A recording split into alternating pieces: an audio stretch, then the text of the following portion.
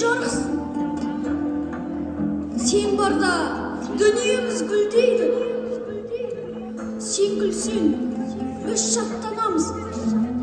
Сен күлсең, біздің де жанымыз береді. Ана, сен жүрегімізге сая берген, көлеңкесі бар бәйтеректейсің. Сенің жанында жүрегім тыныштық табады. Бізді алғаш құшақтаған жылы құшағың, алғаш рет құлатпай жүгірткен қолдарың үшін рахмет саған, ана.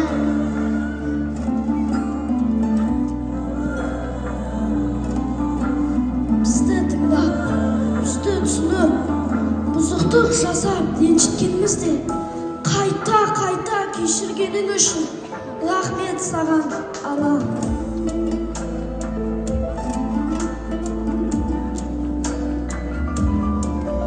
Бізді әрқашан сен түсіндің. Ешкім естімегенде сен тыңдадың. Ешкім байқамағанда сен байқадың.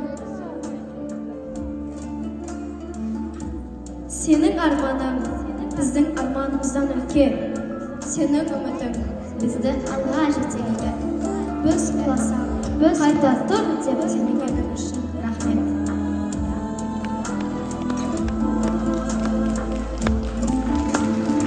Анашым, біз саған уәде береміз. Ешқашан мойымаймыз, ешқашан берілмейміз. Біз сен мақтан ететіндей өмір сүреміз. Рахмет саған, ана.